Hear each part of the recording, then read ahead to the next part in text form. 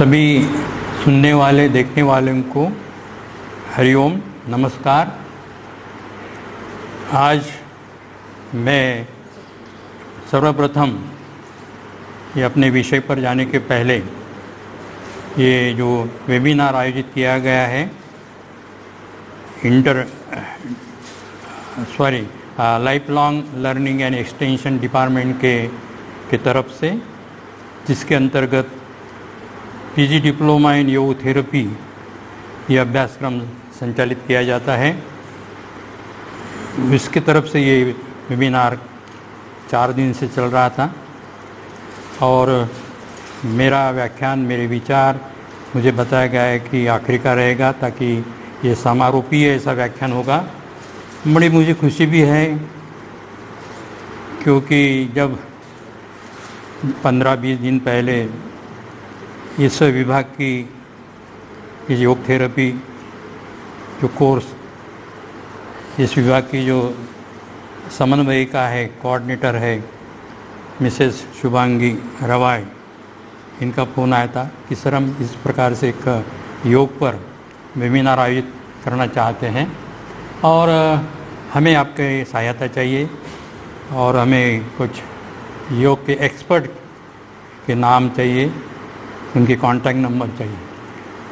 मुझे बड़ी खुशी हुई, मैंने बोला चलो जिस ये कोर्स पीजी डिप्लोमा इन योग थेरेपी कोर्स जो हमने 2017 में शुरू किया था, उसकी शुरुआत हुई क्योंकि मैं ये जो स्टडी बोर्ड ऑफ स्टडी है योग शास्त्र का, इसका मैं ये अस्थायी बोर्ड है, हेडॉक बोर्ड, जिसका मैं अध्यक्ष हूँ और ये अभ्यासक्रम की जो कमेटी लगी थी, सिलेबस कमेटी, उसमें भी मैं एक सदस्य था और मुझे बड़ी खुशी हुई कि ये चलो दिन में दिन ये प्रगति कर रहा है हमारा ये योग का विभाग।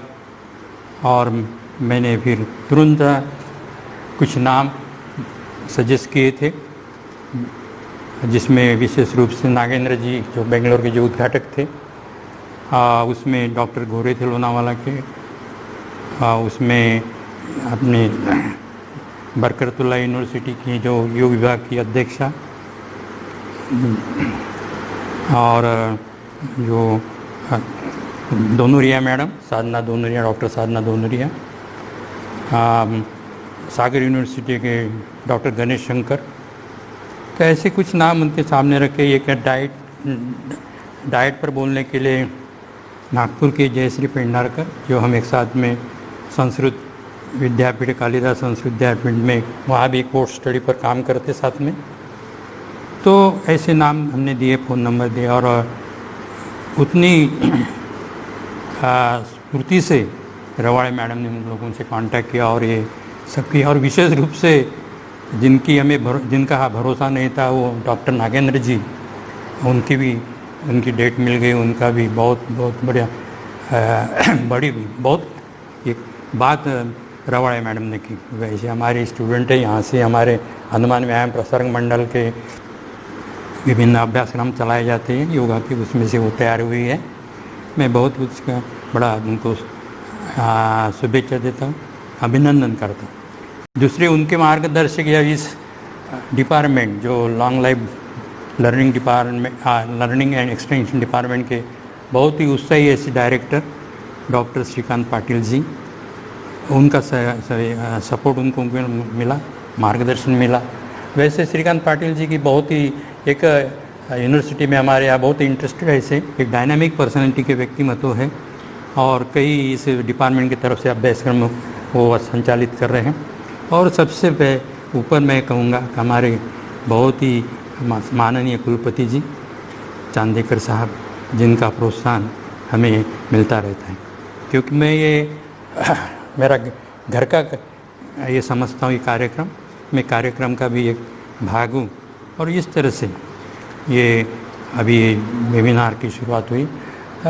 थोड़ा मैं हमारे ये यूनिवर्सिटी का जो संत गाड़गे बाबा अमरावती यूनिवर्सिटी विश्वविद्यालय है, उसमें योगा के बारे में बहुत बार मुझे लोग पूछते हैं कि वहाँ डिपार्टमेंट क्यों नहीं शुरू हुआ। तो हम उसके भी लिए प्रयत्न कर रहे हैं। जैसे अभी एक 4 महीने पहले एक कमेटी फॉर्म की गई थी हमारे प्रो वाइस चांसलर जी के अध्यक्षता में, और उसमें मैं सदस्य था, और एक प्रपोजल या एक प्रस्ताव यूजीसी को भेजा है उसके बारे में। वैसे हमारा जो डीवाइड 1 साल का कोर्स है ये 1982 में शुरू हुआ है, जो नागपुर यूनिवर्सिटी में था पहले। हमारे हनुमान व्यायाम प्रसारक मंडल के डिग्री कॉलेज में शुरू किया था, क्योंकि मैं वहीं मेरे करीबन 45 साल से मैं इस मंडल से साथ जुड़ा हुआ हूँ। 1976 में मैंने लोनावाला से 1 साल का कोर्स योगा का पूर्ण करने के बाद तब से मैं जुड़ा हुआ। तो उसके बाद में यूनिवर्सिटी हमारे 1983 में ये SCB HGB अमरावती यूनिवर्सिटी अलग हुई और तब से ये डिवाइड चला। लेकिन 2005 और 6 में हमने ये ऑप्शनल सब्जेक्ट एक BA के लिए शुरू किया है, इलेक्टिव सब्जेक्ट। जो उस समय के जो वाइस चांसलर साहब थे सुधीर पाटिल जी, वो हमें एक ही एरिया के रहने के वाले से बड़ी हमारी अच्छी उनके साथ पड़ती थी, और उनको कहा सर आप अभी रिटायरमेंट की तरफ जाने के पहले, रिटायर होने के पहले ये BA के लिए एक ऑप्शनल सब्जेक्ट शुरू किया जाए, जिसे और एंड लर्न और कुछ मिलाना और सीखना। क्योंकि योग ऐसा विषय है, अभी तो इसके बारे में तो बहुत योग है, अभी तो मैं इस पर ज़्यादा नहीं करूँगा, बोलूँगा भी नहीं। क्योंकि जब मैं 1976 में ये कोर्स करने गया था तो तब अलग ही वातावरण था योग के प्रति। एक चमत्कारिक शास्त्र ऐसा लोग कहते थे, संन्यास लेने के लिए आप गए क्या, मुझे भी ऐसे बोलते थे। तो ये बात छोड़ दो, इसे अलग बात। तो इस तरह से हमने फिर सर ये कोर्स सोशल साइंस फैकल्टी में फिर शुरू किया ऑप्शनल सब्जेक्ट करके, और बाद में अभी तो इंटरडिसिप्लिनरी ये फैकल्टी में कोर्स आया हुआ है, और ये में भी शुरू हो गया हमारे यूनिवर्सिटी की तरफ से। और BA के लिए भी कोर्स शुरू हुआ, कभी से 10-12 कॉलेज ने शुरू किया है। और विशेष बात है अभी ये 2017 से PG डिप्लोमा इन योग थेरेपी कोर्स हुआ। तो इस तरह से मैं ये जिन लोगों ने वेबिनार में सहकार्य दिया उनका अभिनंदन करता हूँ। और ये जो स्पीकर थे, जो हमारे कहने पर, हमारी रिक्वेस्ट पर वो उन्होंने निमंत्रण स्वीकारा है, और इसलिए मैं उनका भी आभार। अब मैं थोड़ा अपने विषय की तरफ चलता, क्योंकि मैं ज़्यादा अभी तात्विक बाजू जिसकी है थेरोटिकल, क्योंकि बहुत सारे वक्ताओं ने काफ़ी ये योग पर अच्छे तरह से विचार व्यक्त किए। डॉक्टर नागेंद्र जी ने तो ये हमारे पंचकोश को लेकर, पंच प्राणों को लेकर, योग का आज की परिस्थिति में योग किस तरह से महत्व का है ये बताया हुआ है। दूसरे हमारे जो दानोरिया मैडम है, डॉक्टर साधना दानोरिया, बरकतुल्लाह यूनिवर्सिटी के HOD योग डिपार्टमेंट की, उन्होंने फिलोसॉफिकल पूरा का पूरा लिया, हिस्टोरिकल बैकग्राउंड कवर किया उन्होंने योग का, और फिर वो पाचन योग सूत्र के तरफ आ गए। 195 सूत्र जो इसके बारे में थोड़ा उन्होंने हाईलाइट किया, उसको योग चित्तवृत्ति को लेकर काफ़ी उन्होंने अच्छे करी, काफ़ी 1-1.25 घंटा हमें अपने बड़ा अच्छे तरह से उन्होंने इसके पर मार्गदर्शन किया है। उसके बाद मैंने सुना है अपने हमारे मित्र डॉक्टर गणेश शंकर जी गिरी, जो सागर यूनिवर्सिटी में HOD हैं योग विभाग के, तो उन्होंने पूरा का पूरा एक सामाजिकता की दृष्टि से, व्यवहारिकता की दृष्टि से योग का महत्व बताया। इसलिए मैं कुछ इसमें नहीं जाऊंगा योग के बाकी तात्विक भाग, लेकिन जो भाग उनमें से छूटा है कि उन्होंने कवर किया, ऐसा मुझे लगता है, शायद कवर भी किया होगा, तो मैं उनको उसके तरफ थोड़ा जाऊंगा। और विशेष रूप से आज का जो वातावरण है हमारा, कोविड-19, आज ये जो महामारी पूरे दुनिया में, पूरे वर्ल्ड में सब ये फैला हुआ है, जिस लोग, और आज करोड़ों लोग अफेक्टेड हुए हैं, लाखों लोगों की मौत हो गई। आज करीबन मैंने एक आज के पेपर में देखा है कि 6.5 लाख के ऊपर लोगों की मृत्यु हुई है, जैसे 1.5 लाख तो अमेरिका में हुए हैं, और उसके बाद में ब्राज़ील में बहुत सारे हैं, मैक्सिको में है, इंग्लैंड है, और हमारा भी नंबर धीरे धीरे उसी की तरफ जा रहा है हमारे भारत का। आज मैंने देखा तो करीबन 34,000 लोग हमारे भारत के अभी उनकी मृत्यु हुई है। हमारा महाराष्ट्र भी सभी राज्यों के भी आगे है, उन्होंने रिकॉर्ड ब्रेक कर दिया महाराष्ट्र में। अब करीबन 14,000 तक वो उसमें लोग अभी तक गए हुए हैं, 13,500-14,000। तो इस तरह से ये बहुत बड़ा एक भयानक संकट सभी और ये केवल मृत्यु को ही लेके नहीं जाता लोगों को, साथ साथ में पूरा उसके बर्बाद भी कर जाता है। उसके व्यवहार, लोगों के व्यवहार बंद हो गए, नौकरियां चले गई लोगों की। तो ये बड़ा ऐसा कैसा हो गया ऐसा लगा। और इसमें से कोई दिन में दिन बढ़ती जा रही है, बढ़ोतरी होती जा रही है। Day by day they are increasing the number of the death. When it will be stop it is very difficult to say. Okay, तो फिर इस दृष्टि से लेकर हम हमारे विचारों को व्यक्त करना चाहेंगे, क्योंकि जब हम इसका कोरोना का जो विचार करते, कोरोना के इन्फेक्शन का विचार करते हैं, तो ये कोरोना के लिए विशेष रूप से वो पहले अटैक करता है हमारे नाक या मुंह से हमारे शरीर में प्रविष्ट होकर हमारे फेफड़ों पर, और हमारे फेफड़े कमज़ोर करता है और हमारे श्वास प्रश्वास में अवरोध निर्माण करता है। और इस तरह से अगर, क्योंकि अभी तक उसकी प्रॉपर जो दवाई बोलो, लस बोलो या प्रॉपर मेडिसिन बोलो, ये उपलब्ध न होने की वजह से इस मृत्यु की तरफ ले जाते हैं। लेकिन उसके अभी मैं पढ़ के आया जो पेपर है, ये हितवाद पेपर में बहुत बड़े अपने अमिताभ बच्चन जी नायक समझते हैं, पूरी दुनिया उनको मानती है, तो उनको भी कोरोना ग्रस्त हुई थी वो। तो उनका एक स्टेटमेंट मैंने अभी देखा है पेपर में। तो उनका कहना है कि मेंटल हेल्थ के अभाव से, मानसिक तनाव से, यानी जिस कोरोना से अफेक्शन से अफेक्टेड होने की वजह से तो लोगों की मृत्यु हो रही, लेकिन उससे भी ज़्यादा उनका ऐसा कहना पड़ा कि मेंटली धक्का, ज्याला मराठीत म्हणतो आपण एकदम मानसिक धक्का। तो ऐसे एक मेंटल शॉक जिसको कहेंगे, तो इस वजह से भी लोग जा रहे। उन्होंने कैसा बताया, शायद वो अभी पेशेंट रूम में होंगे, पक्का होंगे, और उनको वहाँ उन्होंने कहा कि कोई आता नहीं जाता नहीं, सभी जो पीपीटी पहनकर डॉक्टर आते हैं, नर्सेस आती है, कोई बात नहीं, कुछ नहीं, बस मेडिसिन लोग अपने उन्होंने दिया, दूर से व्यवहार करेंगे।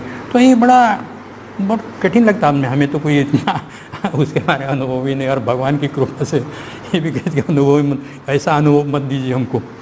तो इस तरह से ये कोरोना के वातावरण की दृष्टि से मैं थोड़ा सा ये ट्रेस के बारे में बोलो, इसके कोरोना को डिफीट करने की दृष्टि से, पराजित करने के लिए कौन सी बातें जो उपयोगी होती है, क्या कौन सी बातों का विचार करना चाहिए। और जैसे उसमें ये भी हम बात करते हैं कि हमारा जो WBC है कोरोना को डिफीट करने की दृष्टि से, इनका बहुत बड़ा महत्व का रोल है हमारे डिफीट करने की दृष्टि से, कोरोना का अटैक कम करने से दृष्टि से WBC के, एक मिलिट्री के यानी एक सैन्य के जैसा एक काम करते हैं हमारे शरीर में। रक्त की एक महत्व का घटक है।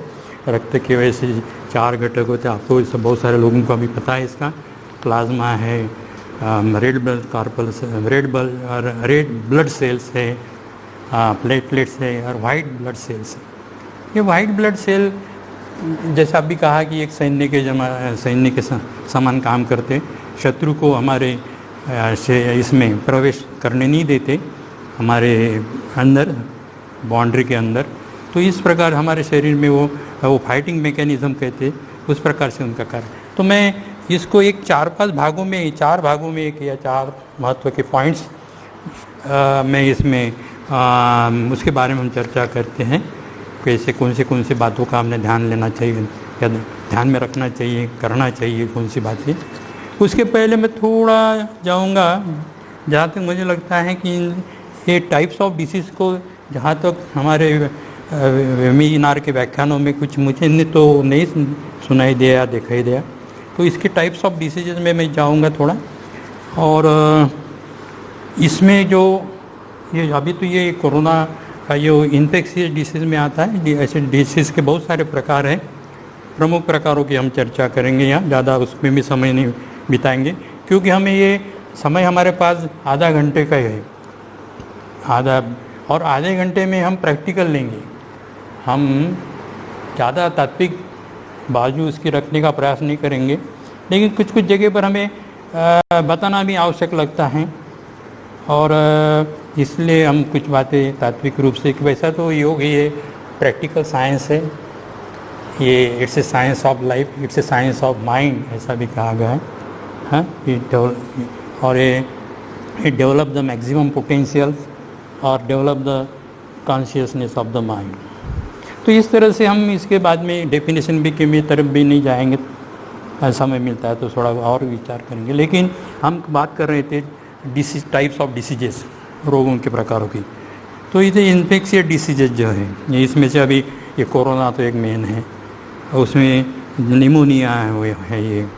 और उसके बाद में दूसरा मैं और ज़्यादा शॉर्ट में थोड़ा जल्दी लूँगा, वाटर या ईयरबॉर्न डिसीजेस, पानी के दूषित पानी से निर्माण होने वाले, दूषित हवा से निर्माण होने वाले जैसे रोग है, जिसमें जॉन्डिस है, जिसमें मलेरिया है। उसमें एक और भी प्रकार है जो बहुत ही महत्वपूर्ण प्रकार है, जो जहाँ तक हम निगलेक्ट करते रहते, वो है हेरिडिटरी डिसीजेस, अनुवांशिक जेनेटिक्स डिसीजेस, जिसमें मधुमेह, कुछ प्रमाण में कुछ दमा, ऐसे डिसीज आते हैं।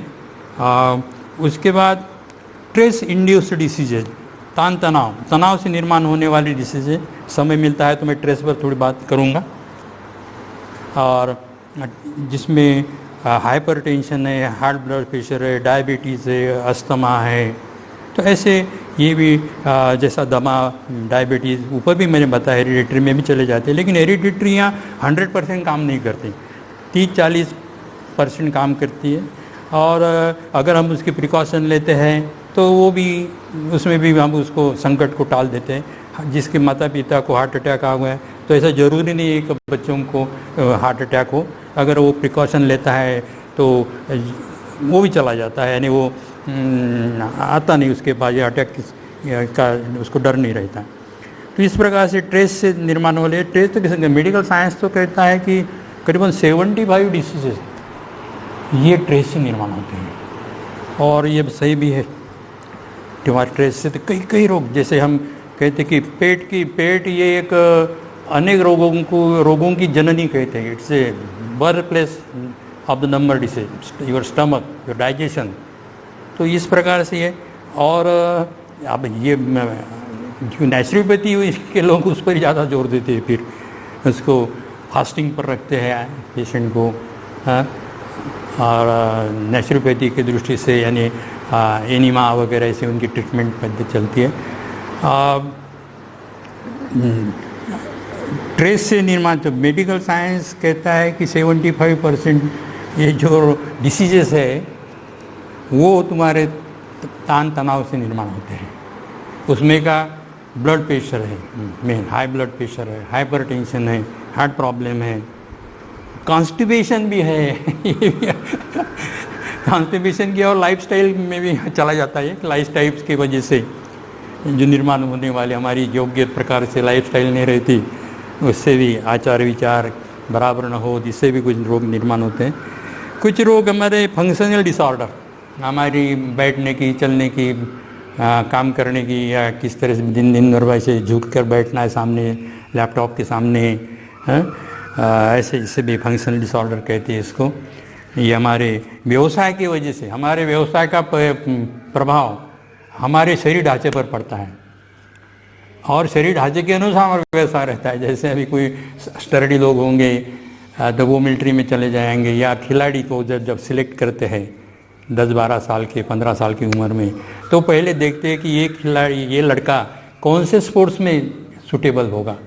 जैसे थोड़े एक्टोमार्मी उचित और स्टडी लोग रहते हैं तो उनको विशेष रूप से, जैसे एथलेटिक्स में उसको एड करते हैं, शॉट पुट हाई जंप वगैरह ऐसे इसमें, या बास्केटबॉल है, वॉलीबॉल, ऐसे खेलों में उनका चयन करें। जो मध्यम ऊंचाई के है एंडोमॉर्फिक, जो हम आगे आने वाले इसको पेपर भी, क्योंकि योग का अभ्यास, आसनों का अभ्यास, ये उनके शरीर ढांचा जिसको कहते हैं बॉडी पोस्चर या बॉडी स्ट्रक्चर, या उसकी मसल टोन, उसके शरीर पर कितना तनाव है, कितनी मसल ढीले, हाइपर टोनिसिटी वाले, क्योंकि ये तनाव स्थिति है, टोनिसिटी का मतलब तनाव स्थिति, किसी लोगों के शरीर पर ज़्यादा तनाव रहता है, वो बहुत इरिटेट लोग रहते हैं, ऐसे एक्टोमॉर्फिक है, इंट्रो ज़्यादा किसी मिक्स होते नहीं, थोड़े ऊंचे लोग रहते हैं ऐसे।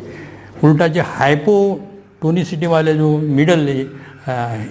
मिडल सॉरी हाइट के रहते, मध्यम वो छोटे हाइट कद के रहते, तो उनकी भी, और ये हमारे बॉडी स्ट्रक्चर के अनुसार, बॉडी हमारे नेचर के अनुसार भी बीमारियां निर्माण होती है, ख्याल में रखना है। नेचर के अनुसार जो बहुत सारे इरिटेट होते हैं उनको अल्सर का तकलीफ होगी, जो ईगोइस्ट पीपल होते हैं उनको अल्सर की प्रॉब्लम होगा, पेप्टिक अल्सर हो, डिओडिनल अल्सर हो। तो ऐसे ये कुछ ट्रेस से निर्माण होने वाले ट्रेस इंड्यूस्ड डिसीजेस कहती है इसको। उसके बाद में है फंक्शनल डिसीज के बारे में बता दिया हमें, हमारा रहना, खाना पीना, खड़ा रहना, बैठना, इसके वजह से कुछ रोग निर्माण हो जाते हैं। पोस्चरल डिफॉर्मिटीज पैदा होती है, उसका भी आगे हम विचार करेंगे, थोड़ा टाइम